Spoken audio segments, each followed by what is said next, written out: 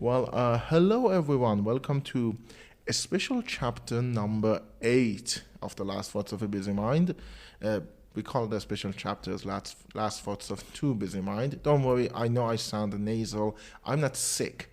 The air is fucking polluted. Me and my guest both may be prone to coughing, as well as our audience, which we have two now. They are in different rooms. One is in earshot. I don't know if the other is. No. Oh, okay. But even they might cough. We all might cough. We are all suffocating in Iran. But aside from that, welcome to the Last Thoughts of Two Busy Minds. And my guest today is Mobina. We'll get to her in a second. Just before we start, I want to do a little bit of an update. If you are coming from the last episode of the season, the video, which I said I would finish by the end of November, is not finished. Hopefully end of December. I keep pushing back that deadline. It's self-inflicted deadlines. I can do whatever I want. But another cough. Aside from that, something happened in November, which I think I do have an episode in December still before the start of 2024. So that one will probably, the start of the new season will probably be about that, which is another in November episode. Exciting stuff. But enough about me. Let's talk about Mobina. How are you? Hello. How am I? I'm stressed. Don't be. It's nothing. Just know that it is unedited. Okay, I know that. Oh, okay. You told me a bunch of times. Yeah. Welcome to Last Thoughts of Two Busy Minds. You are the third guest I have on this a special chapter that is in person. I usually do this online. Yeah. Not because... No, it's because I'm lazy. So, yeah. Do you edit those? No, I don't. Oh. No, none of them are edited. Okay. That's the whole appeal of this show. That's why it's been going on for 135 episodes. Oh. Slight brag there. Sorry. Anyways.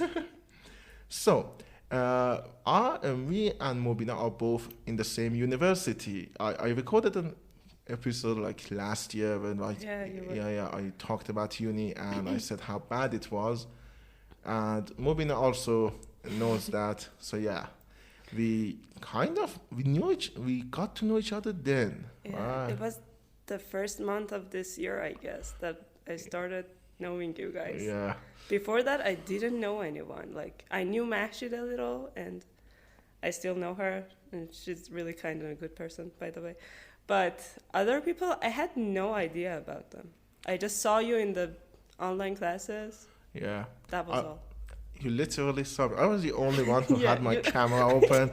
Yeah, I only saw Ali, kind of. Yeah. What a great face to see. Anyways. Yeah, it was. Yeah. In the mornings, it was, eye-opening. Thank you. You were singing and all sometimes. Thank you. Yeah, oh my God, I used to sing before the class. Yeah. I think I sang from Chicago too. I don't remember. Did I sing? I don't care about expensive things. Cashmere coats. I don't know. I told you last week. The only time that I really remember it, it's Starman by David Bowie. David Kamani. Yeah. Anyways, our drinks today. I completely forgot about that. What are you having? I'm having a Sprite. Sprite. Classic Sprite. I try to go more exotic, and I am drinking mixed juice. Oh, shake well before use. Well, I didn't shake it. It's citrus nectar. It's apparently orange and lime and grapefruit. Okay. Yeah. I mean, I like these mixes. Oh, my God. Okay. A couple of things I need to tell you about a little bit of a personal history here of us. We know each other in uni. Our first 2-3 semesters were completely... Our first 2 semesters were online. Our third one, something happened. And then on the fourth one, we actually met each other in real life. Before we met each other, I thought Mobina hated me. And according to her... Yeah, I thought Ali hated me too. Yeah. As you see, our relationship was very, very much built on hate. So yeah, we met each other. We went out once, and I realized, oh yeah, the person who is behind the It wasn't even camera behind the yeah, it laptop. was behind the laptop. It's not the person who is in real life. Yeah. I mean, they say that, chatting removes tone, Yeah. and that is It kind really of a, is. yeah. And when you get to know someone just by that, it really is not the same person as Yeah. they are in reality. Yeah. I talk much more in reality. Sure. Oh my It's God, do I fine. chat as much as I talk? No, I mean, it's fine. Oh, okay, thank you. But yeah, we got to know each other. We actually did a project together, which was a play reading of Uncle Vanya. I think I talked about it in the podcast too. Yeah, the director of that project is one of the spectators. This episode, okay, behind the scenes is a mess, and I tell you why in a second as well. But yeah, we did that, which I think is when we got really close. Like before that, we were just uni friends, and then we became friends. Yeah. It was for a Taji project that we were in Pestako, and Mashit was talking about Uncle Vanya. Yeah. And then I told you I wanted to experience it, but it was so out of my comfort zone that I can't. And you said if something came up, I would tell you. And then that exact night you said, okay, we need someone for this project. Do you want to be in? And I really, really wanted to say no.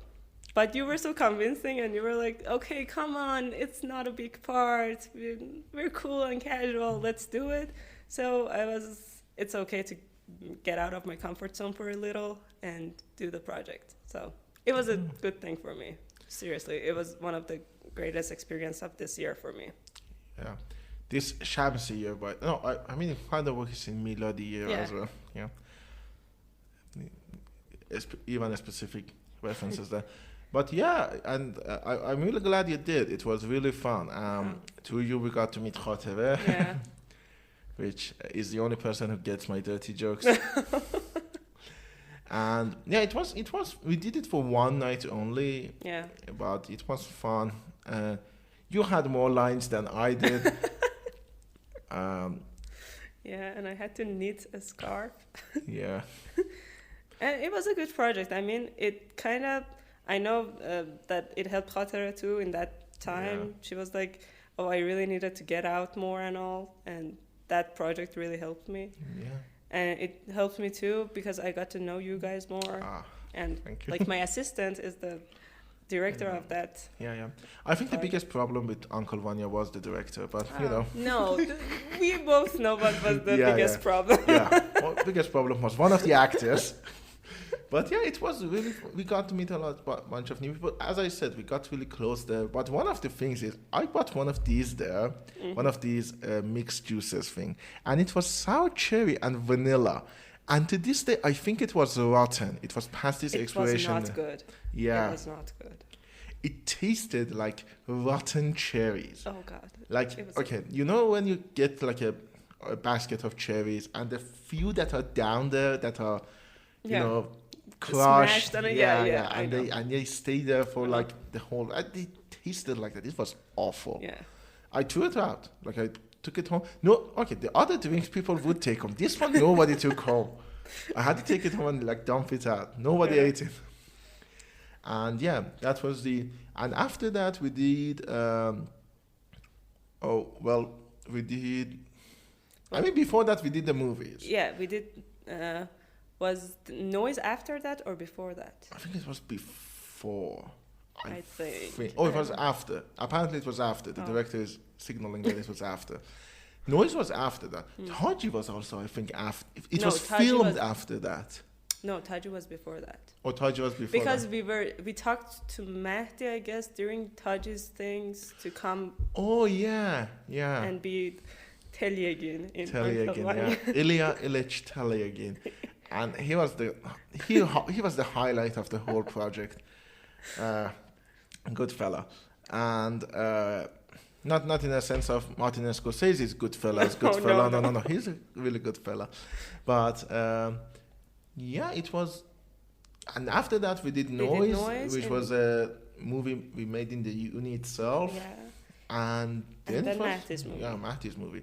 Which had two parts. Yeah. Well, we had to do it in September 1st. We wanted to do it in that time. And then we couldn't. Because university didn't let Mahdi Yeah. defend his No. thesis. That was one of the problems. Another one was a family tragedy, and another one, which was even bigger, was location. And then there was another one, which was that the university we thought would borrow us. Equipment. Yeah, and they didn't. They didn't lend us equipment, not borrow it. They wouldn't lend us equipment, and fuck them. Yeah. Fuck them. They really. By the way, you and Mahdi and Roman, another one of our friends, got really lucky with the final thesis thing. Yeah. You got a guiding professor. Oh, guiding. Guiding. I'm air quoting. Yeah. No one understands. Oh my god. He has to send me one thesis that he was the consultant for. Oh, okay. And I know that he has it. And I keep sending him messages. Can you send that to me because it's not uploaded in Ganj's websites yet? And he's like, oh yeah, if I can't find it, I will give you the contact number of the guy who wrote it. And he keeps not giving it to me. I mean, he's kind of a forgetful person, and I'm not sure if he cares or not. I don't necessarily think. I mean, it's not his. Sadly, that's the thing. It's his job to care. Yeah. Which is hurtful, I know. I know. You kind of wish, you should care, but it was a good thing for me because I'm a stressful person, and I could choose him, and you guys didn't. That was a bad thing. Exactly. If it was me, I would have died of stress. Yeah, the thing that we went through, like me and the other 8 people went 8. 8 or more, I guess. Yeah, 8 or more. We went through because the thing about the counselor, the consultant professor, guiding professor is that they need to sign a document. And I think that's the only good thing so far is he can't sign something and be done with it. I had to literally pull professors from my old uni days. Like, let's call this guy. Oh, he's not available. Let's call this guy. He's not a professor, doctor, or has a and they had position. many rules for it. I'm like, come on. When you don't have any professors to consult us, at least lower your expectations for professors. No, they have to be either a doctor or have a tenure position. Yeah. And it was... Or be the professor in that university. Oh, be a professor in that university, which is laughable when you think about it, because nobody... They don't have it. Yeah. They gave us a list. I fucking love that. We were in a group. They gave us a list and told us, call these people. Among them is the fucking guy who runs the department. Mr. Smiley, fuck you if you listen to this anytime. I don't care. I've burnt bridges before. And I'll get to that as well. But they gave us a list of numbers of people to call. Every single one, including the fucking guy who runs the department, said no. And he was the guy who gave you the list. Yeah, he was the guy who gave us the list. It's so fucking funny. It was like, call these people, including me. None of them agreed. And so, we literally had to scrape the bottom of the barrel. And I mean, actually, you had choices, because you studied cinema before, so you could, talk to them and all. But I was like, what are people going to do if they don't know anyone else? I don't know how Mashit did that. I don't know how she found a consultant. I mean, I sent it. Yeah, see? If I... no bragging or anything. If people don't have, a guy who studied cinema in the... We had no connections. I don't know. It's just our university professors, and they didn't accept those. Yeah. And those university professors, again, we brought some of them. Yeah, exactly. Like Musavi, who I think Sina is working with, we brought him. Yeah. Vaidullah Musavi, he's actually, I know you. He gave me stressed a lot.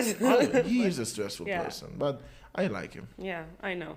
No, it's fine. It was, I kind of enjoyed most of our classes, and even online classes, but Musavi was kind of giving me stress because I felt like I know nothing about cinema. Oh, he is. He was like, you should know these things. And I was like, oh no, I do not know these things that you're talking about. Yeah, that's a big problem of him. And he is like one of the reasons I like him is a lot of Iranian cinema, like academia, is very narrow. People, you want to talk about that fucking Battleship Potemkin. If I ever hear anyone else talk about Battleship Potemkin, I'm gonna shove Eisenstein's fucking corpse up of their ass. I hate that movie. Mr. Adel. Yeah, or like Battleship Potemkin is not a bad movie. That's I the know, thing. but stop talking about it. Get over it. Yeah, get over. Like there are so many other things you can talk about. Like I know this is not important. Like you can talk about fucking Roger Corman. Most of these people can't even think about Roger Corman. I'm not gonna say. I'm gonna go on a limb and say they probably haven't heard of Roger Corman, but Musavi has. That's the thing. I knew that he was smart and he was kind of, thinking differently than our other professors, but it was too much for myself because I haven't studied cinema before. So, I tried to catch up with him, but his speed was too much, so I couldn't reach him. I know. That's one of his problems. Even in, I had him in bachelor's when I was studying for bachelor's. Even then, he was like that. Like, we had him later. Like, we had 3 history of cinema classes before getting to him. But even then, he was like, he had a whole one day of like teaching. It was about Jean-Luc Godard. Yeah. And he sat in front of. I used to sit in the front because I wanted to write notes. Okay.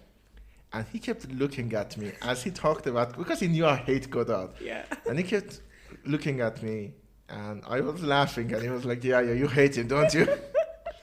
That's the difference between him and Adel, by the way. Yeah. If Adel was there, I was like, why are you laughing? And he was like, yeah, I know why you're laughing, and I don't care. I like him. Go fuck yourself. Yeah, exactly. Yeah, so.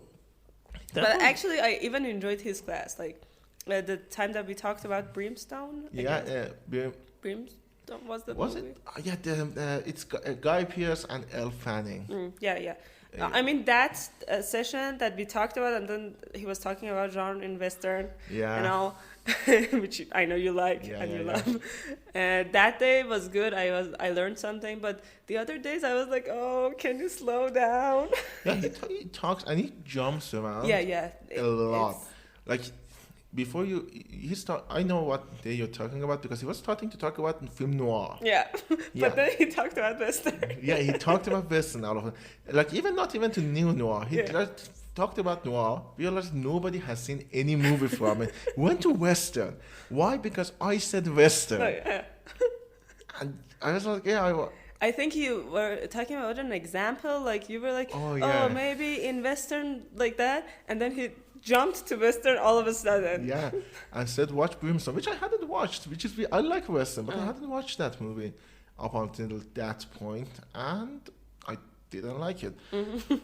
No, I think the movie was okay. I didn't love it or something, but I like that session that you talked about. I know. I like this session. I like Musavi in general. Like, one of the things I originally wanted him to be my consulting professor, but then I found the ultimate one for my project, which, I mean, that was really sweet. The way he said, I'm coming in for you.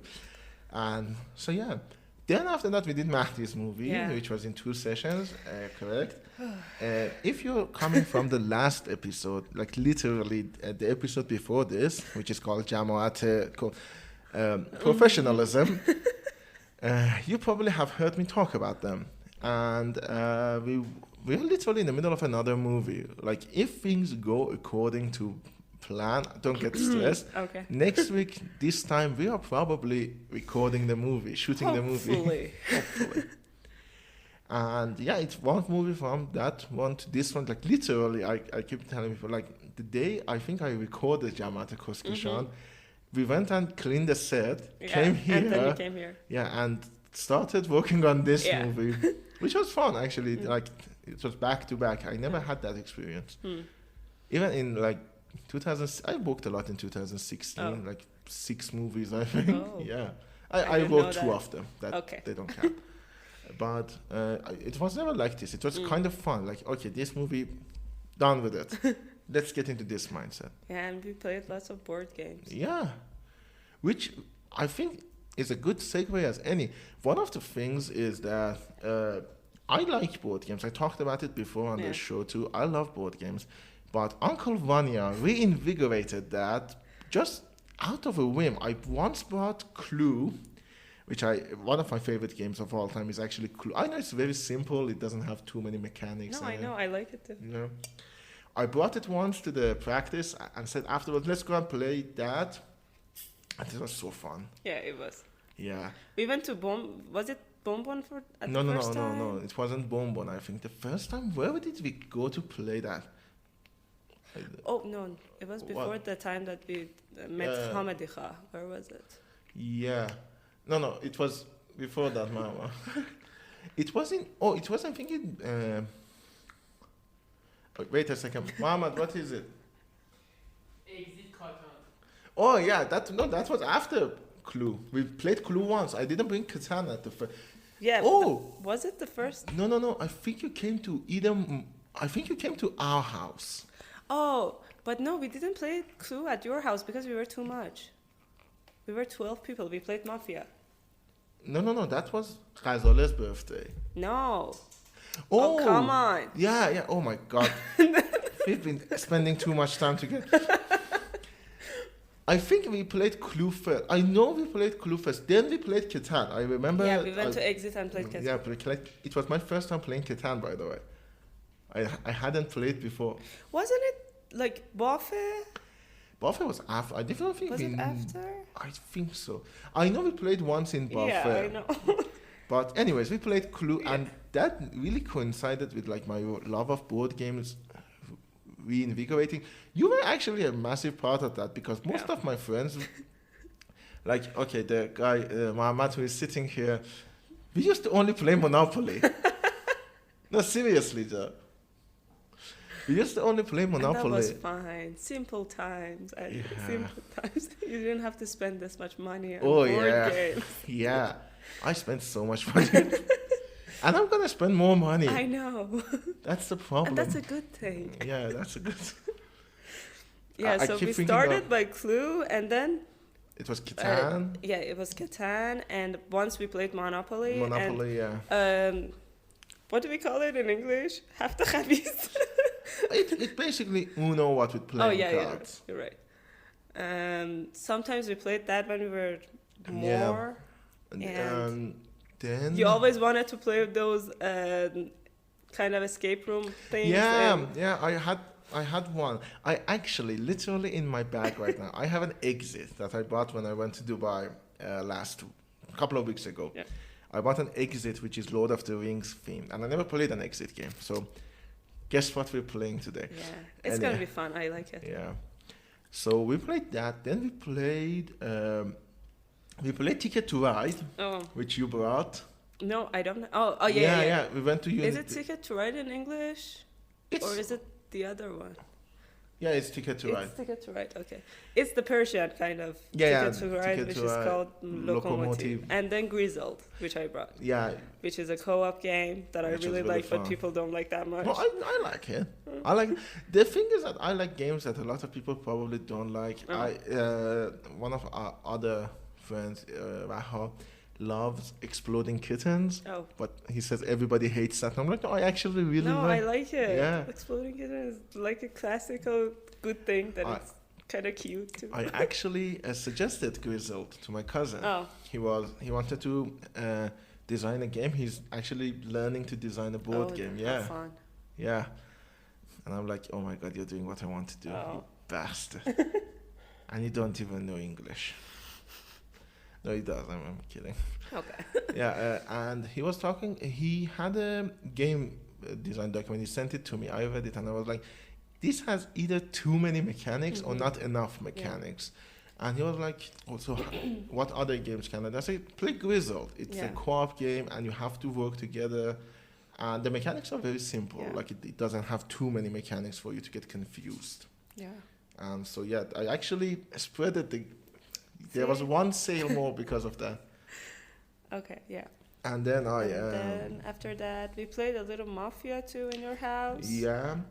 And then it. Oh, Secret Hitler. Yeah. Then it kind of began. No. Oh yeah, Secret Hitler. Yeah. Jesus. okay, there is a little bit of a story behind it. The first time we played Secret Hitler, which was Matey's game, Yeah. like Matey owned the game. He hadn't played it before. This was his first time as well. Oh, Yeah, such a bad experience. yeah. It was me, Mobina, and 5 other people, I think. No, 4 other people. And It Ashley was- didn't play. I know, but it was Mohammed, Meti, Datis, Raha, and Raha. Datis. Yeah, 4 of 4 other people. And the first round, I was Hitler, Mobina was a fascist. Second round, Mobina was Hitler, I was a fascist. And And I- both rounds we won. yeah, we and won. Everyone was like, okay, we cannot trust you guys anymore. Yeah, I mean, they already didn't trust me. That's yeah, the thing. so that was a thing for me. So Yeah. I they mean, cannot trust me now. Matey to this day, he says, I cannot trust Mobina. And it's like, he sooner trusts the government than But it trust was you. really his own fault because both of the times he did one mistake Yeah. and we won because of his mistake. Because I said, you saw it wrong. And he was like, oh, yeah, I did that. And I was like, okay, how did this work? I was It's lying. So funny. Oh my god, that was so funny. Like Yeah. both times he killed his girlfriend. Yeah. And I was like, okay, That's why? not a good sign. So I never trust her. I'm like, okay, but like you kind of knew another one was there. Yeah. Yeah, that was fun. So thank you for your help to the fascist party. Oh my god. Yeah. So yeah, that was we played Secret Hitler, and then we kind of got into the Yeah. we played Dracula's Feast. Yeah. Oh, that was the first game, I guess. Was that the first game? I think the first game before Clue was that because we were like 8 people for university. Oh, okay, And yeah. then after that, you were like, okay, I can bring Clue because we're smaller groups because of the Uncle Vanya yeah, thing. yeah. The Yeah. first one was Dracula's Feast. Yes. Yeah, see? Oh my god, yeah. Dracula's Feast, which by that point I still hadn't played. Like that was also my it was first the first time we played it together. That was fun too. I like it. It's Yeah, I like it too. a secret role game, Mhm. but it has like a few mechanics added Yeah. to it. But yeah, I mean, I think it's been around, it hasn't been 30 minutes, but it's been around 30 minutes. Okay. And people who listen to this know that we like to do 5 questions. And the reason I want to do it earlier, we're not going to end at an hour mark because there is so much we need to get to. We haven't even talked about the movie. See? Yeah. Yeah. But the reason I want to do it is because you're very stressed about Okay. it. And it's kind of funny. Sorry, but it is Okay, kind of just funny. don't ask me the question that you know that Okay. you shouldn't ask. Well, the first random question. By the way, for those of you who don't know, I ask 5 questions. Oh, fucking hell! I'm not used to this microphone. I keep hitting the cord. For those of you who don't know, this is I have a random question generator. It's apparently by Washington University, and I ask 5 questions. I ask the question, we both answer it, we move on to the next one. Okay.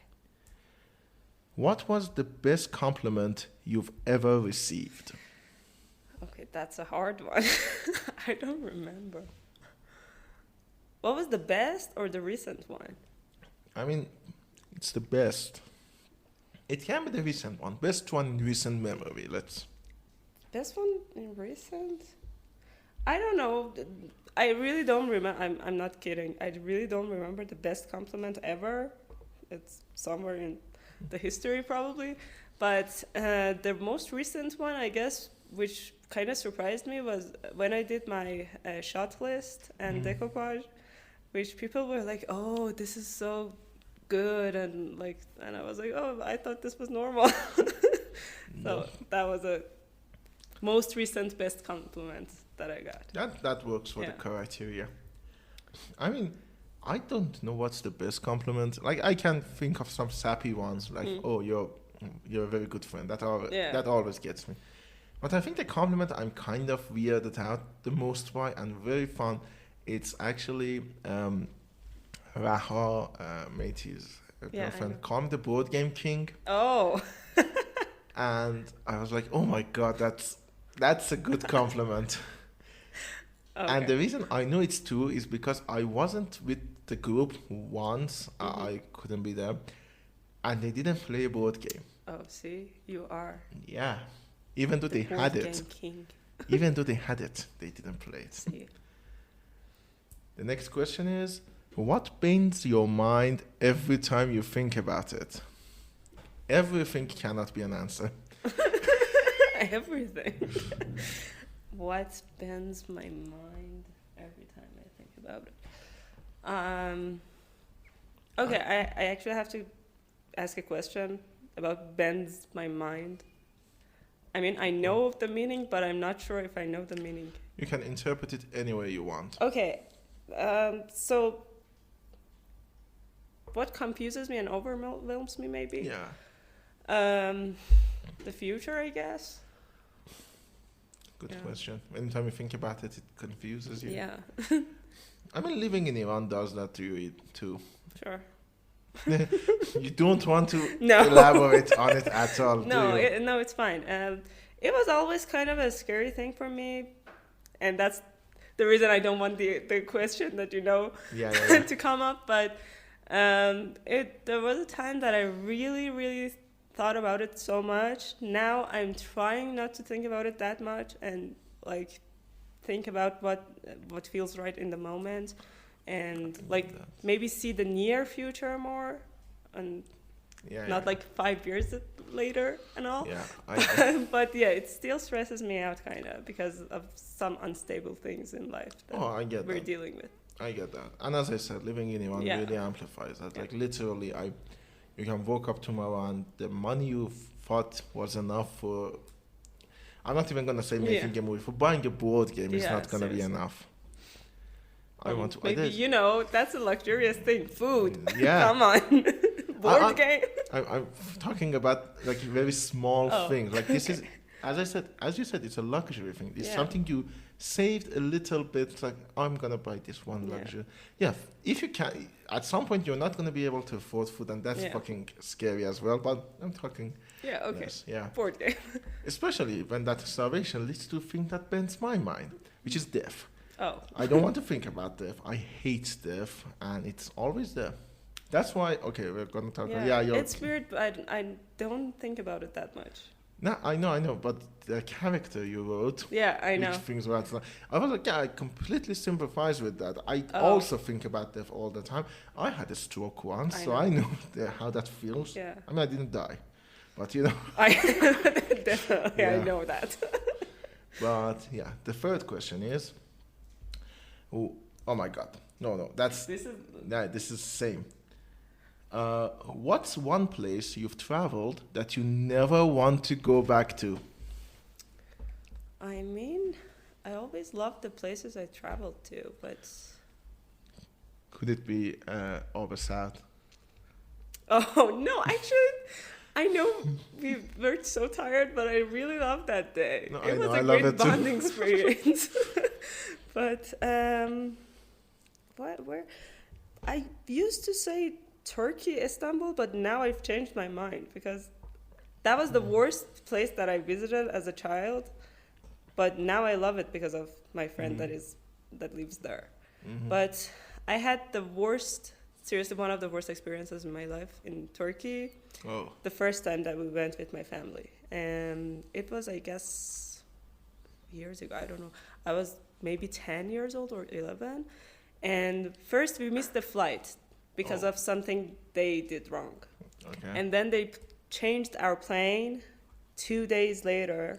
And it was the worst plane ever that they didn't even serve food because it was shaking so much. Okay. And then we arrived there. Jesus. They didn't come pick us up from the hotel. So we went there. The hotel was awful. It was, I don't know how come they had like 5 stars. It was the most disgusting place ever. And then I got food poisoning. Oh my God, I get that. And then they stole my camera. Oh my So God. I was like, I'm never going to Istanbul again in my life. But then, the irony. Yeah. That's the place I went to the most in my life. Yeah, I mean, the time I've known you, you went there. Yeah. Because my friend went there, one of my best friends. Yeah. Okay, if she hears this, she's gonna kill me because I didn't say my best friend. One of my best friends. One of my best friends. Zahra. Don't be a Barbie. Yeah. Actually, Zahra is the one that you read Harry Potter Oh to. my God! Yeah. We can talk about that later. Yeah. So Zahra lived there. She doesn't live there now. She doesn't know where she lives right now. But okay, that's another topic.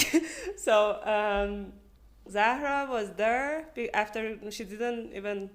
Oh, she did her concours, but she didn't care about it. So she went there and she invited us there a lot of times and invited me, myself, and my sister. So I went to Turkey 4 times in the past 6 years, I guess. Yeah. So that changed. Funnily enough, I've never been there. Oh. I don't want. I'm not sure if it's nice or not because I went there with Zahra and she knew the language, she knew the places, she knew how to go there, and they couldn't be racist or something because she was talking in Turkish. Yeah. But I guess if you don't know their language, it would be a really hard experience. Yeah, they are very well known for their racism. Yeah. I'm not even being sarcastic or anything. No, they really are. Yeah, the Turkish people, not the Iranian, not the no. Azeri people. They are too, but not to that extent. I can say that I'm half Azeri. Okay, I'm not saying anything. Yeah. But the people from Turkey, the racism is a national sport there, and it's by design, by the way. If you go historical and look at it, the identity of Turkey is the land of the Turkish people is just a blatant lie. They're not a hegemonous ethnicity. The fact that they treat the Kurdish population that badly is enough. Anyways, I need to answer it myself. To be honest, most places, I don't like traveling. I know. So I don't want to go back to most places I've been because I've been there once. But the worst one is Qeshm. Oh. And the reason I don't like it is because it's hot and it's all ocean. And what else is there to do? I don't like shopping, so I can't use the fact that most people go there, which is to shop. It's hot as fuck. It's really hot. I mean, you can say the same thing for Dubai, but do you have board games there? Yeah, Dubai has... I hate Dubai too, by the way. I don't like Dubai, but the reason I hate Qeshm more than I hate Dubai is that Dubai has indoor air conditioning. It's required to have indoor air conditioning. It's not required in Qeshm. Yeah. The one time you went there, I only went there one time. I don't want to go there again. It was with school. It was a school trip. And inside our hotel rooms, it was so fucking hot. I used to sit there. I know it's not a pretty image. I used to sit there shirtless with 2 other shirtless guys. And we would sweat our balls off. It was a bad experience, and I don't want to repeat that. The next question is, oh my God, what's the last book you gave up on and stopped reading? Okay. The reason that I stopped it was because of time, not because I didn't like it. Should it be because I didn't like the book? No, I mean, are you planning on... Yeah. Oh, so no, that's... So let me think about a book that I stopped. You just gave up on. You're like, oh, I'm not going to finish this. Because it goes on my nerve when I don't finish the books. Oh, same. So, what was it, seriously? Okay, so the book that I probably don't have a plan to read in a long time, and I'm not planning to read it in a long time. I don't know when I'm gonna read it again. Was, I guess, was it the other one? Wait for me. Let me think. Okay, let me tell a backstory. So the first book that I didn't read, that I didn't finish, in my life was Pride and Prejudice. I guess I was reading it in middle school, and I was kind of bored and all, and it was always on my nerve. So I finished it last year or the year before that. But after that, I guess the book that I haven't read, even though I think I liked it back then, was Donya Sufi. Oh, it's Sophie's World, yeah, by Justin Gorder. I I don't know his name. How do you spell it? But the recent one, I really don't remember why didn't finish that book.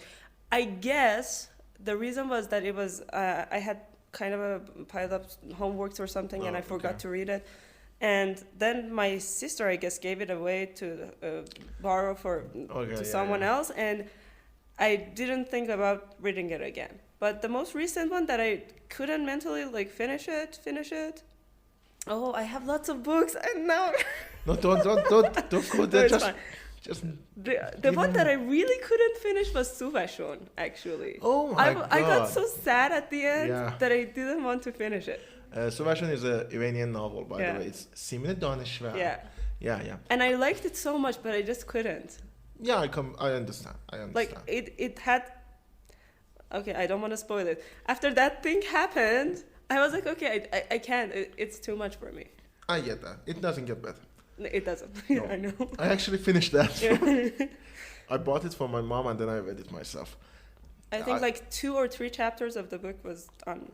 Yeah, I get that. Yeah. I get that. I really do. No, I seriously do. That's a sad fucking book. And if you sympathize with anything in it, you're fucked. Yeah. And sadly, you kind of do. Like even the whole idea of it, like the whole thing the book is named after is. Yeah. Okay. The reason we had to read it in high school. Yeah. Because there was a chapter of it Yeah, that there it was from the end of the book. Yeah, actually. exactly. From those chapters that I couldn't read. Yeah. It was in our high school book, and I was like, I don't want to study this chapter too.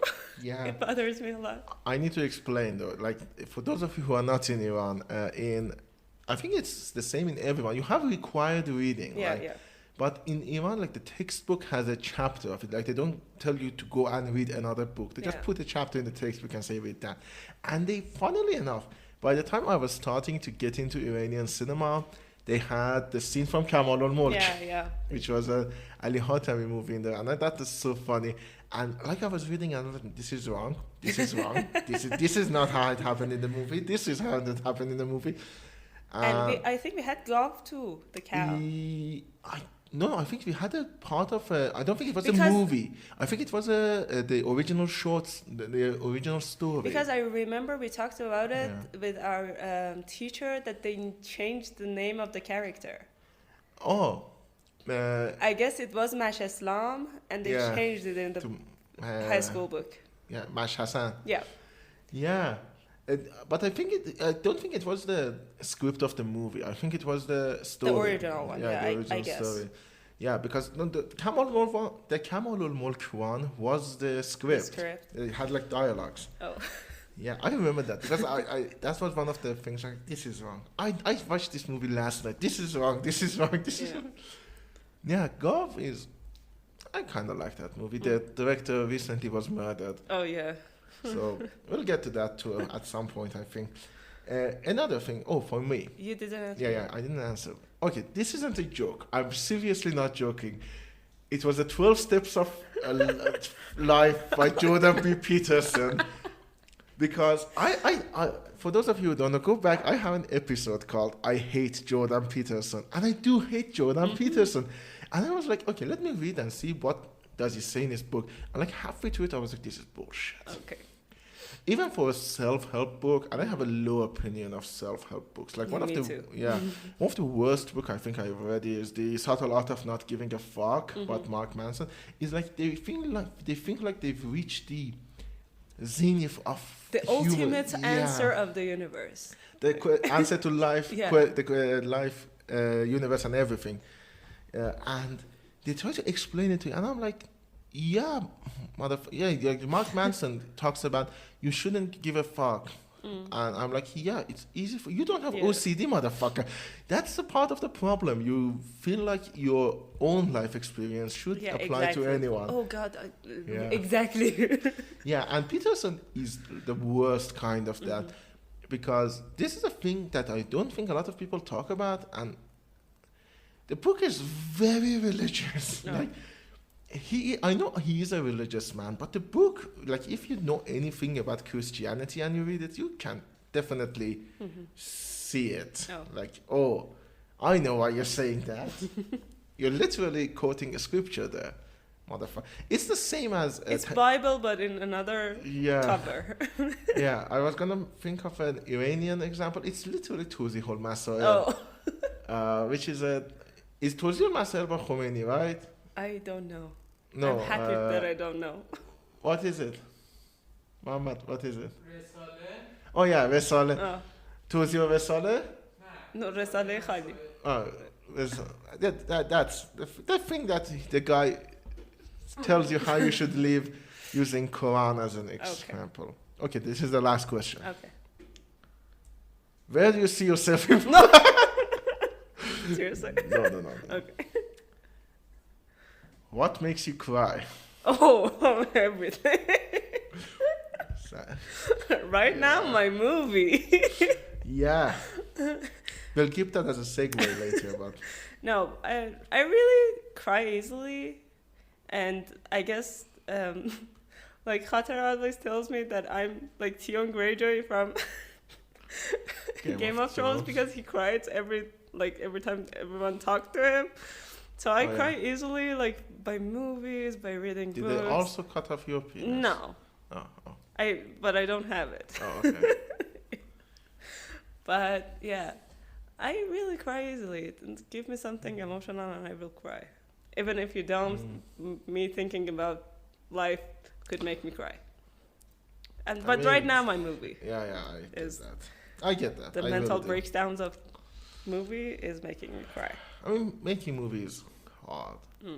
And that's the thing they don't teach. Making movies is hard and very boring. Yeah. Like, It's not boring, but it's stressful for me. I mean, I'm really having fun the times I'm not having mental breakdown, but it has the mental breakdowns. yeah. The guys at RLM, Red Letter Media, love to tell that making movies is a miserable business with little to gain. That is true, for some extent. Yeah. I actually love it. That's the reason you do it. But, you know, at the end of the day, you see like 15 minutes of a thing you made. And it came from nothing. It came from a lot of money and manpower and stuff. But, you know, it wasn't there before you came along. And that's beautiful to me. I know. But yeah, the thing that makes me cry, like if I want to say constantly, like if I want to cry, this I know can make me cry, is It's a Wonderful Life. Oh. Yeah, and by the way, December 25th, I'm going to watch it again. Okay. I watch it every year. I know that movie will make me cry. And that's not like an ugly crying out of sadness. I know. Yeah, it's just, oh my God, everybody came and helped him. Yeah. And like, oh, so. But the thing that I would like give a definite answer that I'm gonna cry with, like a movie or something, is La La Land for me. Yeah, I get it. Is it the end? Not the end, but Is it the audition? since the audition to the towards the end, I can cry, or even sooner. I don't know. Oh, and Snape's death in Harry Potter. Oh. Yeah, I get that. Yeah. I get that too. Oh, and Sirius Black. Okay, I can cry. I cry a lot. I know. I get that. I think mine the theme I can think of in mine is usually remembrance and loss. Yeah. Like I cry at the end of Coco Oh, when they sing. I did too. Yeah, remember me. Yeah. And I cried for the same reason that I cried at the end of It's a Wonderful Life. It's you do something for someone, and they remember it, and it's like, oh my God, maybe life is good. Like this thing about the moment in It's a Wonderful Life where I cry, it's when Harry comes in and says to my big brother George, the richest man in town, and they all start singing Auld Lang Syne. And at that moment, I'm like, oh my God, he is the richest man in town. But yeah, these were the questions. But no, you mentioned a good segue, which we're going to take to our next thing, which is your movie. Oh, yeah, my movie. It's your first movie. Congratulations on losing your virginity. It's still not here. No, it's okay. I'm pregnant with my movie. Oh. Well, next time, use protection. Yeah. stay away from it, maybe. No, you can't. That's the problem with it. It's like crack. Oh, you Oh. get like addicted to it? I mean, depends. Some people do. Oh, Nicolas Cage has. oh. He says, like, I'm gonna live until I'm 60. What am I gonna do with 15 years? I'm gonna make more movies. So sure. Yeah. Yeah, so this is my first movie, hopefully. And Hopefully it will be your first movie. if it becomes a movie, it would be my first movie. It will. It's still ideas of a movie. I mean, if we are like deep into pre-production, even if it doesn't like become a filmed project, it's still your first project. Yeah, I know. Yeah, this is my first movie. I have lots of stress for it because we don't know any good cameraman and cinematographer that we're comfortable with, and is not like expensive, and it's not professional. Yeah, dramatic discussion. Yeah. Well, I mean, I can tell you that at the end of this movie, I've told you this before, like, at the end of this movie, imagine it's next week and you film and you're sitting here, I'm sitting here, Mohammed is probably sitting there, and Fanshad is sitting there, and you're gonna say, I did everything wrong. And you know what? It might have. No, you did. But that's not a bad thing. That's the thing. If you do everything exactly the opposite, you're gonna sit here, you're gonna say, I did everything wrong, and you'd be right. That's the thing about making a movie. It is a little bit like childbirth, as you said, is that whatever you do, the kid's gonna grow up fucked up. Yeah. So that doesn't mean don't plan or anything. No, like, I know. I don't know why I'm sounding like I know. I made 4 fucking movies. 4 of them are bad.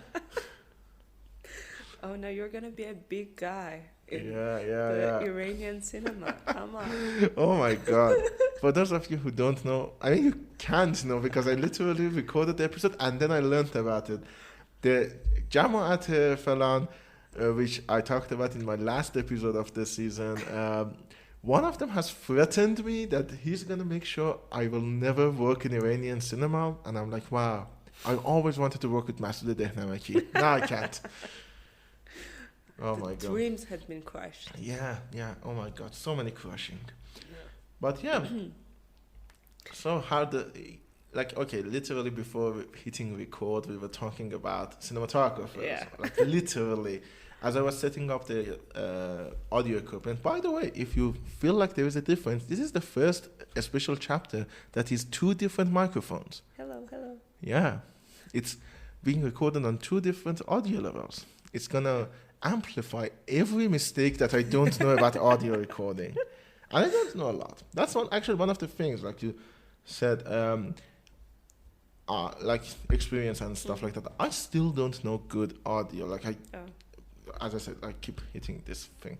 But I don't know how to make a good audio. And I've been making movies, quote unquote, movies for the better part of the last decade. Yeah. It's never gonna be easy. That's the thing. I know. I mean, I know that I'm gonna make mistakes, but like the budget is getting so big. I know that it's kind of scary for me.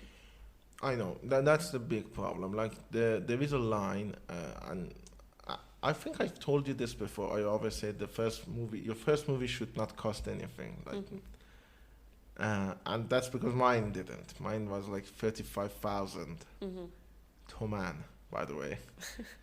Mobina's movie to this day, not nothing, is literally 100 times, 1,000 times that. It's 35 million. Yeah. Yes, 1,000 times of what I made.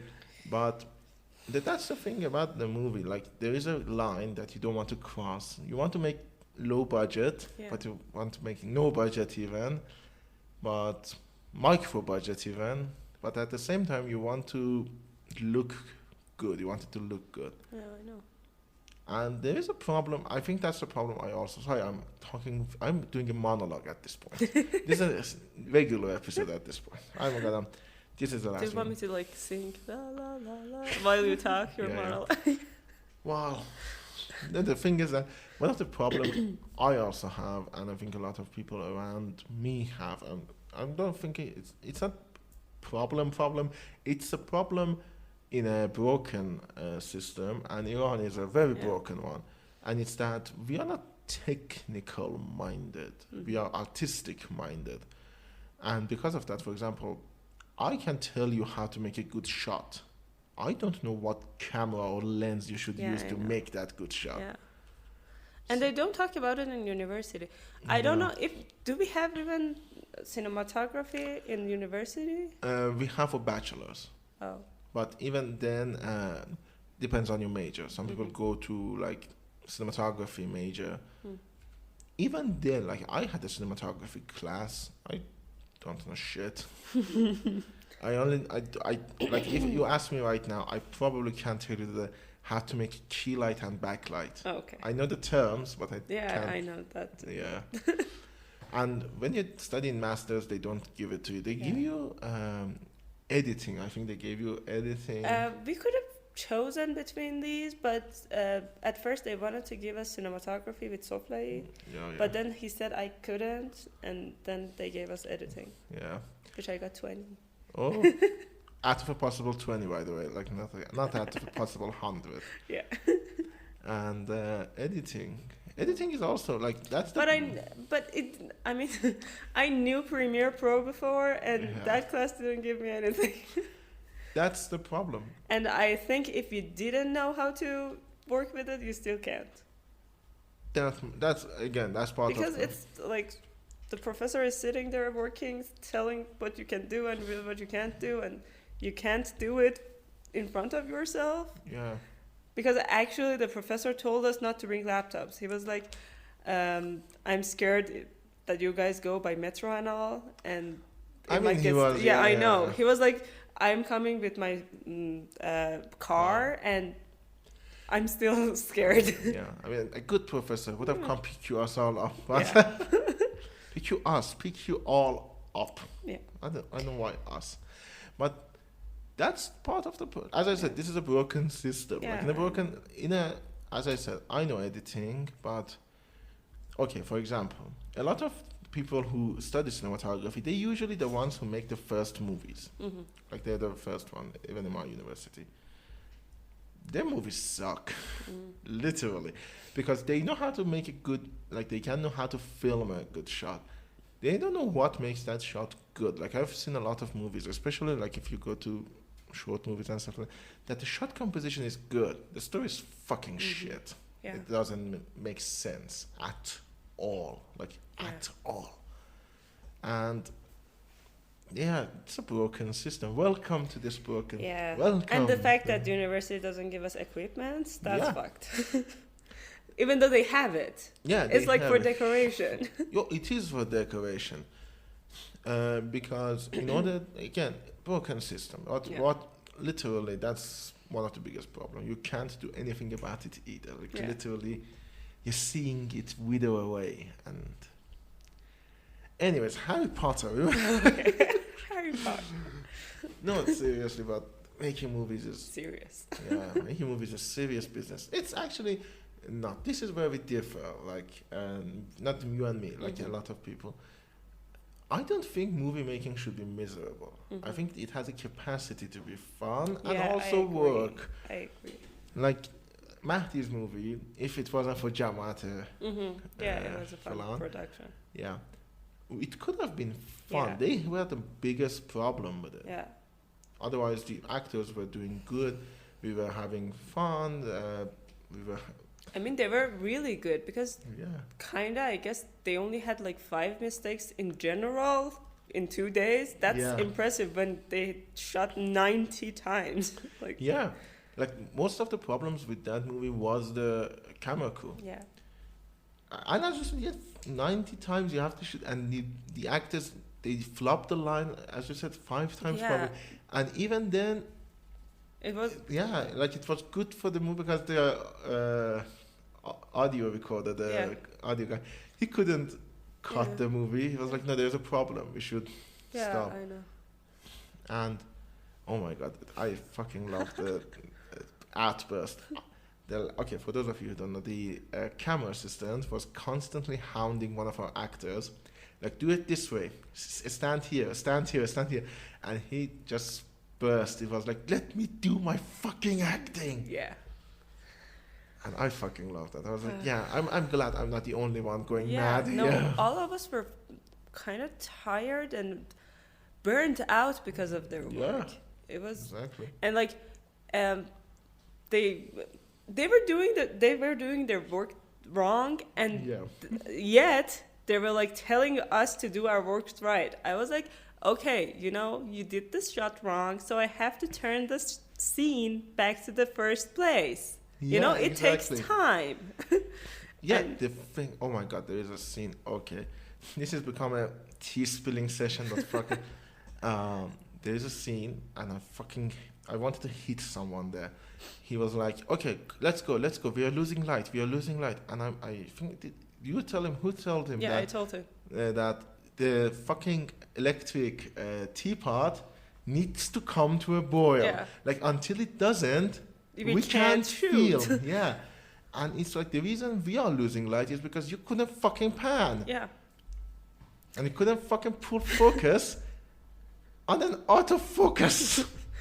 Yeah, so that was the major problem of Matty's movie. But yes, I'm happy that he could finish it in 2 days, because the first day I was like, okay, this movie is not going to be finished in even 3 days. If they weren't like efficient as the second day, they weren't efficient actually in the second day too. But they realized that we're pushing them until like till the morning. They had to stay there until the morning if it wasn't finished, because it was. Even I think they knew that it was their wrong. They're wronging that they stayed more and didn't like. Did they ask for more money? Yeah, sadly Matty gave it to them. Oh God! But that's another thing. The thing is that they realized on the second day that they are not welcome, and so they wanted to get it done as soon as possible. Yeah, and that I guess it was his birthday the second day. Whose birthday? Fuck it. Who cares? And I was like, happy birthday. Happy birthday. Do your fucking job. Happy birthday. Jesus. But I know there is a thing though, like one of the things we talk about. Just because that one guy was a fucking nightmare. Fucking nightmare, doesn't mean everyone is going to be. But there is that fear, like as I said, it's like having a kid. When the first kid comes out and becomes a serial killer, you're like, should I have that second kid or not?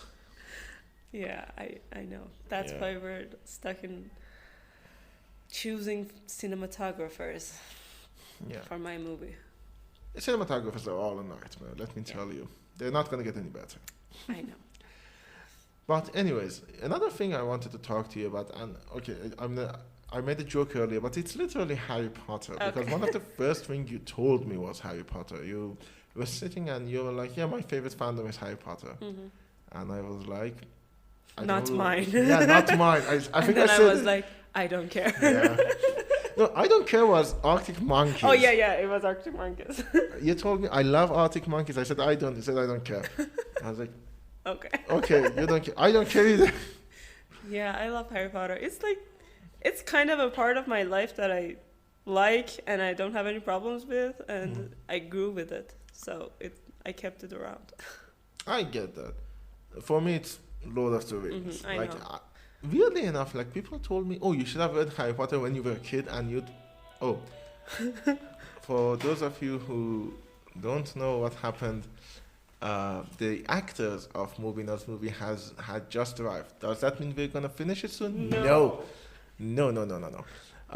Just want to tell you, if there are noises in the background, you know what is happening. Okay. Anyways, as I was saying, a lot of people tell me, if you read Harry Potter when you were like a young adult, or if you were a teenager, you would have loved it. And I was like, I literally did. Yeah, I started reading it when I was 10. Yeah, I know. The thing for me was, first of all, it me and my friend, we read it together, and like we talked about it a lot, so it kind of shaped our friendship thing. But the other thing that kind of like makes me love Harry Potter a lot in that time was that my school was a lot like Hogwarts for me. Like, uh, like we put names of Hogwarts in different places in our school, and like we had اتاق ضروریات thing that it's the room of equipment, requirement room, and it was exactly requirement room. We could find anything in there. Oh. And like every year we had what is Mu'aven in English? I don't know. No. Every year our Mu'aven was changed. Okay. And the 5th year, the first time we saw the person who was gonna be our Mu'aven, someone with pink from head to toe and with a big like necklace. And I was like, okay, this shit is getting crazy. This is getting out of hand. And like that, these kind of things were something that made me like it even more. I get that. I mean, part of it I have to accept is that, and I know you probably disagree with me on this, Harry Potter movies were not well made. Mm-hmm. Outside of the first few, they became corporate real fast. Yeah, I know. But I still love. I can't not. No, like I know, them. I know. I mean, I know they're not good as a movie, but I can't just not love them. No, I have to love them. That's the problem. They're good, like they're okay. Yeah, they're okay. That's the problem. Like the reason I love Lord of the Rings. Yeah, I know. The reason I really love them, like the movies were a big part of why I love Lord of the Rings. I could have very easily been like, oh, I've read it once, I'm going to put it aside, like I did with Del Toro. Mm-hmm. I don't know if you remember or not. Yeah, I know. Del Toro. Oh, my God. That was a bad book. It was actually, I have a soft spot for it because I read it when I was a kid. And I was like, that's so cool. Oh, my God, you should put the name of the gems in order to make it make sense. And I was like, yeah.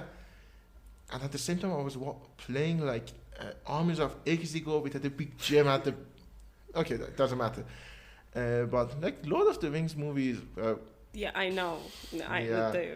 They're really good. I haven't read Lord of the Rings.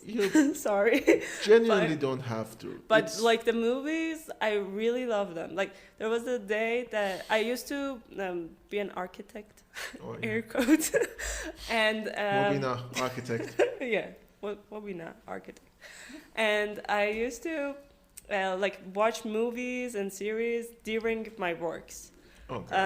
I still do it, but like I remember I watched Harry Potter, I watched Friends, and all of them were finished. I even watched Batman's and all, and I was like, okay, what should I watch today that I have to be awake for like 24 hours? And I was like, okay, so I'm gonna watch Lord of the Rings now. And between the movies, I had like breaks and all, and I had lunch or something and all. But then at like 4 a.m., I finished my work. Like I had to go to sleep. But half an hour of the last movie wasn't finished. And I was like, okay, I'm going to sit and watch it. Yeah, I get that. So I watched it and then I went to sleep. And it was fun. Yeah. And did you watch theatrical or extended? Extended. Yeah, of course, extended. Yeah, of course. So you saw Mouth of Sauron. Yeah. That's one of my favorite things. And it's not in the theatrical version. It's not? I've never saw the other version. Oh, you haven't? No. The third movie is the one I remember most the theatrical version of because that was the disc we had for a long while before internet became a thing. And I watched the extended version. And I remember a few things from the third movie which is very weird. First of all, Saruman isn't in it. Mm-hmm. And I'm going to tell you a funny anecdote about that. No, I'm going to tell it right now. Okay. It's Christopher Lee is Saruman. Yeah. And he wasn't in the third movie, in the theatrical version. They cut him out completely. Why? Because they needed an hour. They needed to cut an hour from the movie. Oh, come on, no. Yeah, and the main bad guy of the second movie, who didn't die, by the way, in the second movie, isn't in the third one. It's weird. Yeah. And a lot of people, even people who are not familiar with the fandom, apparently were like, oh, we need to see. Christopher Lee says that people everywhere were like very Saruman. Seriously. And when Peter Jackson went to Christopher Lee to play Saruman in the Hobbit movies, Christopher Lee asked him, I'm gonna be in this one, right? If I say yes, am I gonna be in it? Yeah, no, I watched the one. Yeah. I always watch the extended version from the first time. Yeah. I mean, that's actually a good thing. The movies are long. I'm not gonna sit here and say if they put it in the movie theater, I wouldn't be tired. I would be. 4 hours is a lot. I know, But it was fine. yeah, I mean, it's good. There is a reason it is the extended edition is more available on like Blu-ray and home Yeah, cinema. because that's the complete version. Yeah, and you sit here and watch like 4 hours. Oh my god. The third movie, by the way, the movies get more crazy as they go on. Like the third movie, there is a scene I love. It's the Green Ghost one. Which part of it? Okay, there is a scene when the green ghosts come to attack. I know they have a name, by the way. I am genuinely a Lord of the Rings fan. I can't remember those fucking guys. I barely remember Nazgûls. Oh yeah, that I don't remember. Yeah, Nazgûl. That's cool. The first time I read it, it was like, oh, wait a minute. For those of you who don't know, in Persian, Nazgûl is actually a name. It means pretty flower. Yeah. I was like, oh my god, I did Nazgûl. And okay, so there is a scene, I love it. It's in the background of the scene even. They attack, they literally go up an elephant and bring it down. Yeah, I remember. It's Oliphant, by the way, it's not elephant. Because Tolkien, God bless him, had a weird way of using language. But yeah, a lot of things. By the way, I wanted to ask you this because you're one of the few people that study cinema alongside myself. I don't, weirdly enough, out of the 7 people I interviewed. I'm the only one. No, you're not the only one. You're the second one. Okay, that's So, good enough. Yeah. I didn't ask this of the first one though. Why did you want to study cinema? Why did you get interested in the movies? Okay, so that's a long story. I mean, Okay, we have at least 50 more minutes. Okay, that's okay. I kind of loved lots of stuff when I was in high school. Like I loved chemistry. I really thought I wanted to be a chemist or something. I liked, for a while, I liked to be a detective a lot. It was before Sherlock Holmes, I don't know. It was kind of... I mean, I think it was after. Sherlock was... No, it written wasn't. in 1800s. Oh, no, not that Sherlock. No, I mean, I wasn't even fascinated with Sherlock Holmes. Okay.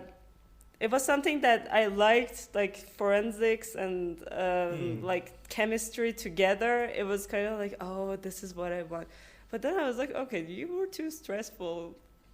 You are a stressful person, not good for that, not in Iran, blah, blah, blah, those things. So I thought I would like study chemistry. Okay. And then in high school, by the way, during all this time, in our house, we had like movie nights a lot because my dad loved cinema and he used to play movies on repeat. Like he would, if he liked a movie, he would go to sleep. So he would like watch a movie like every night until it finishes. But every time he had to start from the start. Okay. So like... Yeah, my dad was also the same. So I think there were movies that I watched 1,000 times and my dad only saw twice. And I mean everyone in the house because we had a big projector and he would like put it up in I get it. Yeah, in the living room and all. So and I was always dare stop that movie. He's gonna wake up and he's gonna be mad. Yeah. My mom was like, "You were asleep. You were snoring." And he's like, "No, I was watching it." And so that. But so I was always fascinated by it, by cinema and watching movies, like stories. And there was a time that I really liked writing, but I wasn't even good at it, but I just liked to be a writer. Mm-hmm. So I was, okay, this is a cool thing to explore too, but I don't have time for it right now. I was in high school. Okay. And I was, there was a slightly, like, small amount of time that I decided to be a doctor, but then I was like, okay, you're watching too much Grey's Anatomy. Stop that. And go study your mathematics and be done with it. Oh my God. So I studied mathematics and Same. did I'm the sorry. concours thing and all. And then after concours, we had to choose the major. Yeah. And I remember we could have chosen until like 50, kind of. I don't know. But I think there were 20 different things in my list. Oh. Like I was okay with all of them, or I was like, yeah. And it had psychology, it had physics. I fucking hate physics. I don't know how physics was in there. It had some things that I even didn't heard of. Like, there was, what was it? Was it like development? Energy engineering. What God. the hell is this? But I'm writing it down anyway. It sounds interesting. So I was like, okay, I'm okay with any of these to be chosen for me. And I mean, I really didn't want to like choose something and be like, this is what I want. Yeah. I was okay with many of them. And I didn't know many of them. Yes. And then I got accepted into architecture. And I was like, okay, cool. It had some art in it. It has mathematics. And I'm fine. It doesn't have that much mathematics in it. I mean, it does, but not that much. That goes to the engineering part of what was urban engineering. Yeah, that we didn't have that much topics for. We call it Umran in Persian. And I know, by the way, because my friend is also an architect. It's not an architect. He studied architecture. As I said, I know a lot of people who study architecture. None of them are architects. Yeah, I know lots of those too, and Yeah. I even went to architecture school. I was gonna say that. I think that is why you know a lot of them. Yeah, but then I went there, and I really liked some of the subjects we worked with, but many of them weren't the things you did for designing. I mean, I even loved the designing part, but working at it was something that I never could see myself do, because I don't know if it's like this in outside Iran. But here you have to work and work and work if it's a good job.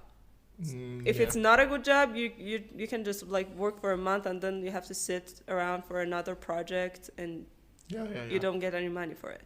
Yeah. So the best version of working in architecture is like you have to work and work and work and work, and it doesn't have a resting. Yeah, it doesn't. And we call it sharet. You have to be. It actually has a funny story, sharet, and they say that since like the ancient times, when the Romans or like Greece people did architecture in universities or something, they had to carry them with big projects and big like papers and all with something like. I don't know what wheelbarrow. Yeah, kind of a wheelbarrow thing. And then the architect themselves, because they didn't finish the job, they had to sit inside it with the projects and do it until they reached to the university. And that thing was called sharet. Oh, okay. So it's the days before the project, like the last days, we call it sharet in architecture. And you have to always be in sharet if it's a good job. Yeah. So I'm like, and the pay is not good. So I mean, like 90% of the people who I know are not working in architecture. Yeah, I mean, to be honest, and don't take this the wrong way, how many buildings do we? Yeah, exactly. And I know most developers, when like they commission, for example, a building, an apartment, for example, they're going to reuse that. They're not going to pay another architect again. And it's not like commission work either. Like if you use my plan again, I'm gonna get a little bit of money. No, you sold that plan. Yeah. And after I finished it, actually my scores weren't bad. My professors liked me. They liked my designs and everything. But I was like, okay, I'm not gonna do this, I guess. I mean, I was thinking about interior design more. I was like, that feels more personal to me. Like I would get to know the mind of people more than something major and exterior. And that's so big that I can't even imagine it. Yeah, I get designing something that big. So I was thinking about interior design for a while. Then that year, what year was it? What? I mean, if you finished around the same year as me, it's probably 2019. Yeah, it was 2019. Yeah. And then the things that happened in 2019 weren't that good. I mean, It was Abananawa. oh yeah. Oh Jesus, yeah, And and the airplane. yeah. And those things kind of wrecked me, and I was like, okay, I didn't, do my best to, and I got depressed and all. I get that. And then Corona happened. So everything was calm for a while. I was like, okay, no one knows what's going on, so you can have less stress, actually. And it was a good time for me. Everyone was home, everyone was kind. I kind of lost my energy after a while because I was like, okay, I need to see new people. But for a while, it was you're fun. an extrovert. Yeah. Yeah. Because I was going to say, for me, it was like, oh my God, I don't need to see new people. That's so good. Yeah, I was like, I want to see my friends. I want to go out and all. But the thing is, I realized I don't miss the places of Tehran. I just miss my friends and those. Yeah, I get that. Yeah. So. I mean, it doesn't help that Tehran is one of the worst. Yeah, but some people feel nostalgic about it and love it, and I don't. That's the thing, though. Seriously, I That's don't. literally nostalgia. Like, I'm pretty sure if you leave Iran and like come back after 30 years, even like that cafe we went to that had only watermelons, Yeah. it'll be like, oh my God, remember? Yeah. That's why they like it. Otherwise, like, if anyone, one of my friends who is in Shiraz asked me, how is Tehran? Is Tehran a beautiful city? I said, no. No, it's not. It's one of the worst designed cities of all time.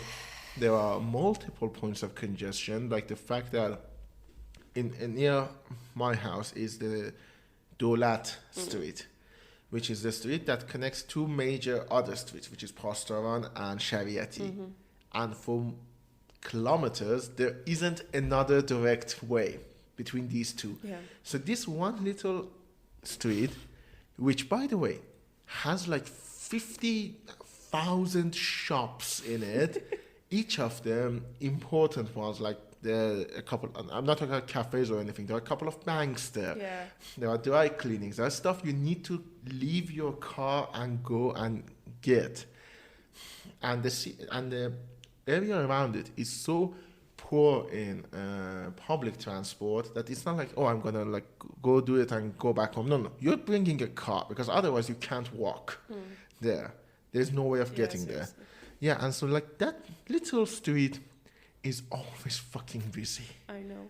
And I'm like, okay, you idiots. Okay, I'm just gonna go on a little tangent. The reason it's like that is because this city wasn't designed for cars. It was designed for fucking horses. I'm not even kidding. Most of the upper I know. west side of the Tehran is literally too narrow for cars. I know. Like Tajrish is a mess. Yeah. And yeah, see, Tehran is not well designed, and even if it's not traffic, which is a big problem, where do you want to go? Like outside of Boulevard Kesharaz, which is actually kind of beautiful. I know. There are a good street in it. Like parts of Valias are fine, Yeah. but again, But they're destroying that too. yeah, just doing that too. So during that time, Sorry. no, it's fine. During that time in Corona, I was actually I told some places if I can come like work there, and they said we don't have any projects right now because of Corona. So I was like, okay, I don't have anything to do. I had some small freelance projects, but then I was like, okay, I need something else, some kind of a project that keeps me going. Yeah. And so I was like, maybe I should study something else. Maybe I should like go to another direction that I think I like. And I was thinking about cinema during the time I was in university in architecture, but I didn't think I would do it actually. But then there was no pressure in Corona, and I was like, okay, I'm gonna do it. And then I didn't got accepted the first year actually because I didn't study that much and I didn't know anything. Seriously, I didn't know anything. But then I was like, okay, this is actually fun. I liked the time that I spent buying books because I guess I bought the books like 2 months before the concours, the major books that I wanted. And then I was like, okay, if I read these, maybe I could get into it because even though I didn't study that much, I was the 70th person, I guess, in the concours, which I was like, okay, maybe I could become better and get accepted. So I studied and I had so much fun studying. It was kind of for the first or second time in my life that I liked studying. And then I got accepted and I was like, oh, this is my life now, I guess. I'm studying cinema. So that was the thing. If Corona didn't happen, I would probably never do it. I get that. Not for movies. No, I know. For other stuff. COVID really Yeah. I don't think if it wasn't for COVID, I would have done crafting. I wouldn't have sit down and said, okay, let's see where in Iran have foam. And that fucking foam sucks, by the way. It wasn't okay. I'm gonna another tangent. For crafting, you use foam board, which has a paper backing. I know. This one was for I think architecture shit or stuff like that. No, it wasn't for art. It was for printing. Oh. It was printing foam. So it had a hard plastic surface. Oh no, we don't use that. No. You can't remove that. Oh. So I used to with an extended knife, literally cut chunks of God. No. I cut my hand a lot there. But again, actually, the crafting and all was one of the things I always missed from architecture. you can still do it. Yeah, you can still do it you can make tiny sets. I can. One of your favorite directors loves it. Yeah, I know. Wes Anderson. Wes Anderson, yeah. It's one of my favorite directors too. He's my fourth favorite director of all time. Not Muhammad. No. He doesn't have any good taste. Oh, by the way, for those of you who... I actually talked to Muhammad on this show. I don't know. The last special episode is with Muhammad. Yeah. By the way, if you want to hear his bad takes on movies, you can listen to that. But yeah, I mean, I get that though. And to be honest, I know... I'm going to say I wish it hadn't happened, but I think it has. Mm-hmm. I was going to say, I wish the Iranian educational system hasn't blinded your ambitions of Iranian cinema, but I know it has. There is no other way around it. I remember when... Sorry, this is again going to be a bit of a monologue. I know when I was going from high school to university, I studied cinema in university, and I had my diploma in math, which I hate, by the way. The reason I wanted to do that is actually I wanted to study architecture. I was like, this is the most artful math thing that you can do, so I'm going to do that, and then I'm going to go from that, I'm going to go to cinema. The movie that got me into it was The Good, the Bad, and the Ugly, by the way. Yeah, still one of the best movies of all time. If it can convert me into making movies. I mean, but I remember, as I was sitting there, and they gave me a list of movies I needed to watch for concours. Oh. I remember that. And not for masters, for bachelors. Yeah, I know. They gave me a list of movies. And I was like, oh my God, good, a list of movies. I get to watch new movies. You saw No, I wish I had. There were a lot. And I was like, okay, I know I watched a lot of movies. I know that. Because I had the physical evidence of it in front of me. It was 1,000 movies. Which for a 17-year-old kid is a lot of fucking movies. Yeah. And I think, oh my God, what is Battleship Potemkin? What is, I don't remember, there was some, it was that fucking genre noir movie, Rules of the Game, I think. Yeah, I know.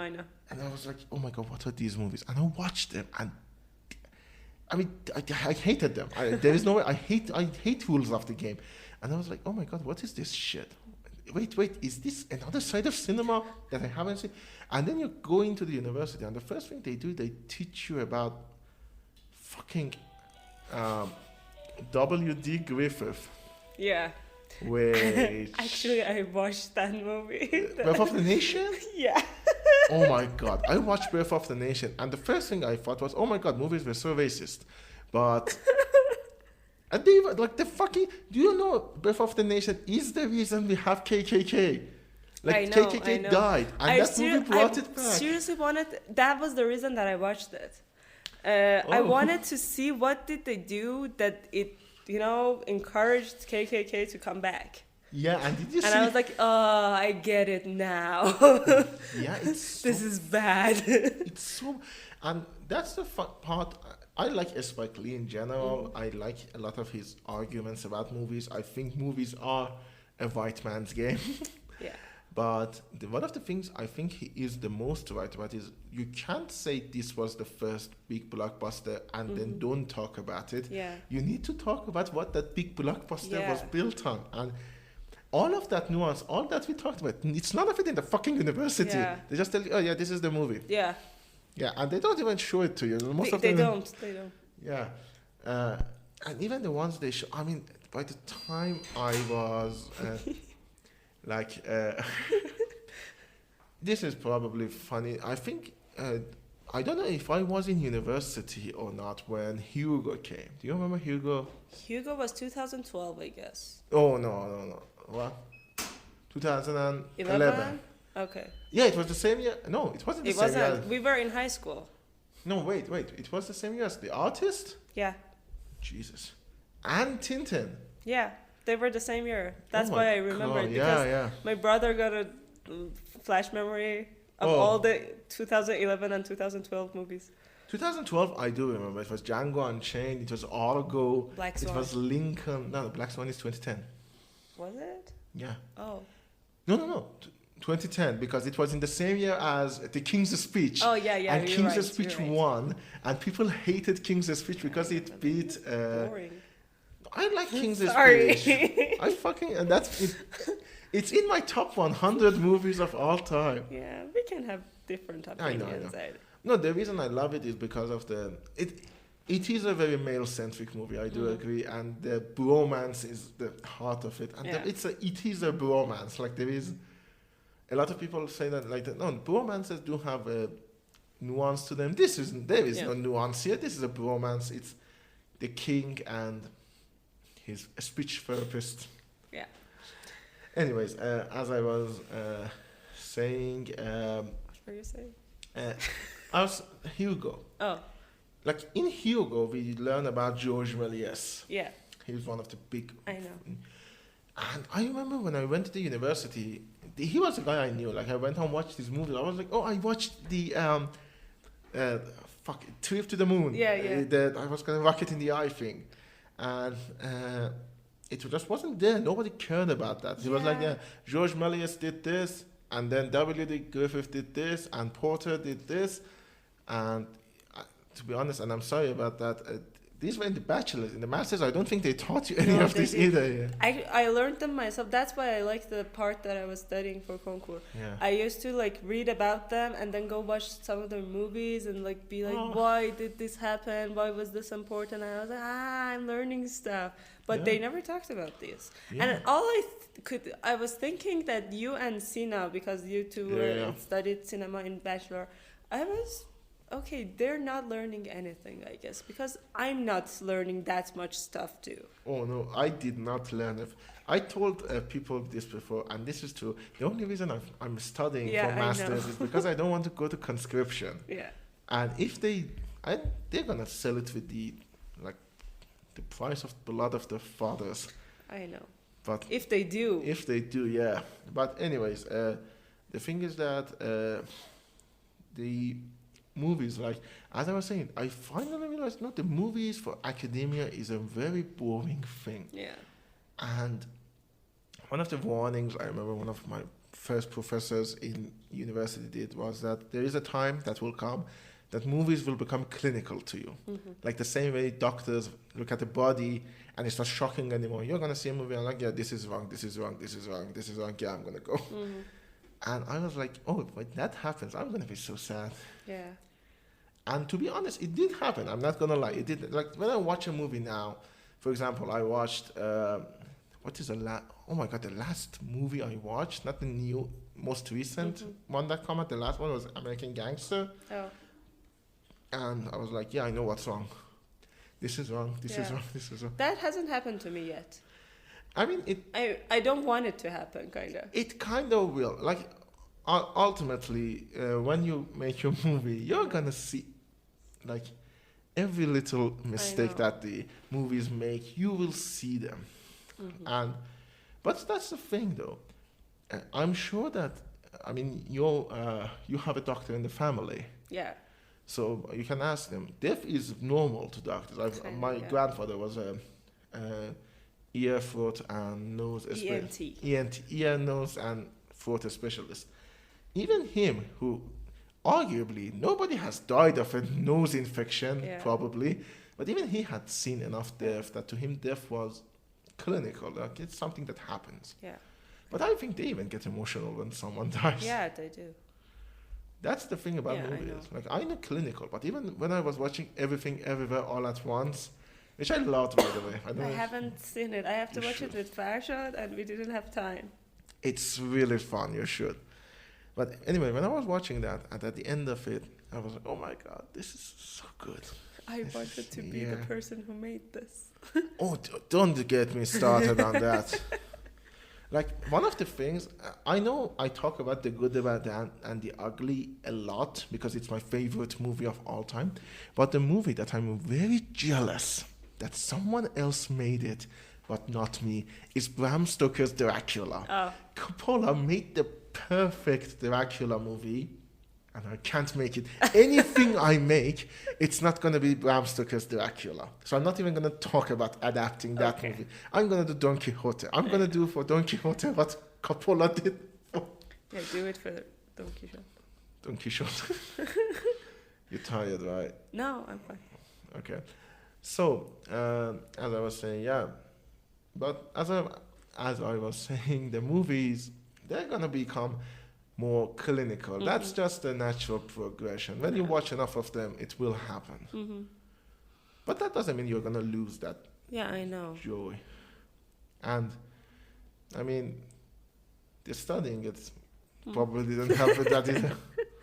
I didn't study that much cinema. Like, the things that I studied for concours was those were the things I learned more. And like in the other classes, actually from Nuri Parto's classes I did kind of learn some stuff. I didn't know how to write. I really didn't have a structure for writing. Even though if it's like something old, I didn't have any structure in my mind. And that really helped me. Nakisa's class was okay, but it wasn't about cinema that much. It was more about philosophy and shit which like that. I kind of like it, but it wasn't cinema. Yeah. And then Musabi was, which I was like, okay, don't go that fast. Yeah. Yeah, so... I get that. Like, okay, that's the thing that, like, masters in cinema is all about theory. Yeah. And there is a lot of people have talked about cinema. That's the problem. Some of them have said good things, though. Like, Susan Sontag has said good things. We never talked about her in our whole, like, 2 years. It's we had free. Theory classes, and they didn't talk about her once. They didn't talk about Susan Sontag. I mean, Nakisa talked about Zizek, Slovak Zizek, but that Zizek isn't a movie theory. Yeah, I know. They didn't talk about Bordwell. They didn't talk about... I mean, to be honest, you know Lenin has film theory? I knew, but I don't know what it is. Oh, it's basically movies are good propaganda. And I'm like, yeah, you're right. Like, that is the whole thing I know, because I studied that for my concours again. Oh, yeah. Lenin really loved movies. Yeah, I know. Yeah. So did Stalin, by the way. Yeah. Stalin loved John Wayne movies. Did you know that? No. Stalin loved John Wayne films. And this is actually very true. Weird fact. Like, every night he would gather his cabinet and they would watch a John Wayne movie. Okay. Like, imagine your biggest ideological enemy is the United States, and you're watching the mythical embodiment of the world.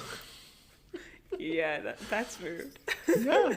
Stalin loved John Wayne. It's one of those weird facts of life. Yeah, that I didn't know. I knew about Lenin, but not John Wayne. Oh yeah, Not Stalin. I probably Zhukov also. Yeah. Oh my God, Zhukov. That's a joke. I can't really tell. You had to be there. Yeah, I know. You had to be there and see me opening it up and like, look, it's Zhukov. It's Zhukov. It's from Secret. Oh yeah. It's It's a board Secret. game, Yeah. guys. Yeah, okay, I need to explain. Secret Islam has an expansion called the Communist expansion, and it adds two characters, which is Stalin and Zhukov. For those of you who don't know, Zhukov was the leader of the Red Army during the Stalin's era. Yeah. And I opened the box and I excitedly said, look, and I said, what? It's Zhukov. That's it. Yeah. Oh my God. But yeah, board games. Yeah. I hope to actually design one, to be honest. Sure. Don't you ever wanted to design one? I do, but I mostly like to design escape rooms and all. I like those kinds of games a lot. Well, why don't you? I don't know. You can design one of those Yeah, I know. cases. Yeah, Like, I know. I was thinking about it, but I haven't had the idea of it yet. Maybe later. yeah, maybe. After the movie. the birth of my movie. After the birth of your movie, you can get pregnant by other projects. Yeah. But like, it would be very fun. Like, it would be very fun if. Okay, I know the story of your movie. That's what I'm alluding to. Okay. What killed this girl? It can be a murder. Oh, yeah. Maybe her heart didn't give out. Actually, the reason that I like the things goes back to the thing I said. I like forensic and murder and those kind of stuff. Nah. That's why I kind of like this stuff. I mean, you can actually. I was thinking I would be a game master in escape room.ir games, but my timing wasn't good for them. Okay. Their work hours was from 12 at noon until 12 at night, which I was like, okay, that's hard to come back home. Not only that, it's just 12-hour yeah, and workday. it's 12-hour workday was too much. Jesus, yeah. But yeah, I like that because I'm not saying I'm good at it that much because it's a teamwork, but I always enjoy it, and I think my mind works like the way it should work while doing those. I highly suggest making one. Yeah. Even like for friends and family, you can see how it goes. Yeah. You can buy locks from. Did I tell you that me and my brother and sister made a board game when we were a child? I don't think you have. I don't remember anything from it, but I remember we had some small board games like The Secret of Jungle that you might have played. Yeah. And we kind of combined all of those into one board game that I don't remember the name. Nora, do you remember the name? No, she doesn't. Okay. And it was kind of a fun game. We kind of played, I guess, once, or like even making it. I don't remember if we played it or not, but it was a combination of all those board games, and it was kind of cool. You should. Have you kept anything from it? No. If it was mine, I would have, but I think it was in my brother's room. I have to go check there if it's. You can. I mean. But I remember I liked it a lot. It's fun. To be honest, I have an idea of a stupid one in my head called Strateculupoli. Yeah, you told me. And it's like, even that was fun. It's bullshit. That game has no balance. 5 minutes into that game, you're gonna lose your way. But even that was fun. And I do want to make one. And I highly suggest, do make a case. Like, it would be, at the very least, you'd have done it. Yeah, I know. It's like a thing off the bucket list.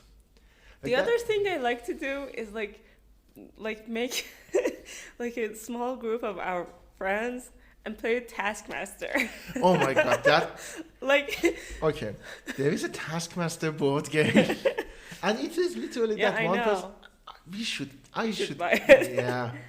I mean, there is a chance I could. One of my friends is in UK, and I could like buy it, maybe. But I honestly am contemplating it very hard. It's not cheap. That's the problem. Yeah, I know. I saw the price. Yeah. And I don't know. I do want it though. Like Taskmaster, the board game. Yeah. Taskmaster That's is great. Yeah. Actually, you told me about Taskmaster. You told me about three series that I watched this year that I liked, but all three of them.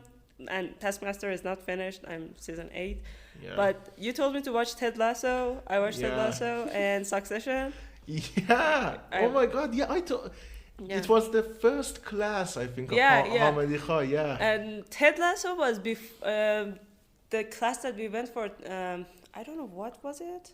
For editing, we went to class and Roman told you to come to Cafe 2. Oh, yeah. At that time, I guess it was the week before, no, it was the week before Eid. Yeah.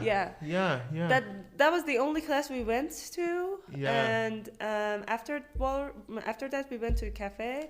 And you were talking about Ted Lasso, and I heard it from someone else too. And then I was like, okay, maybe I have to watch this. And then I watched it in the whole holidays. Yeah. You came and you were watching the season, season, in tandem with me. Yeah. And I don't know any football. Oh yeah. I remember that. Oh God. Like one of what was his name? Pep Guardiola. Pep Guardiola. Okay, no, it's LaGuardia. It's much easier. Guardiola. Anyways, the thing. By the way, it's like mozzarella. Guardiola. Yeah, but it's like LaGuardia is also like mozzarella. It's La Mozzarella. No. Okay. The thing is that I don't know if it was that episode or another one. I didn't even ask you. You came and said, I know you don't know who this is. This is this guy. No, Guardiola, I guess you sent me a picture of him. I said, who is that guy? But the other one, it was Zava. That I told you, I think you don't know this, but this is Ibrahimovic. Yeah. And after knowing about Zlatan Ibrahimovic, I was like, I was very happy not knowing who that guy is. But now I knew. Now I know. Now I have to go on knowing that person exists. Yeah. And he said this shit that he did. That he said that he doesn't buy birthday gifts for his wife because his wife already has Zlatan. Yeah.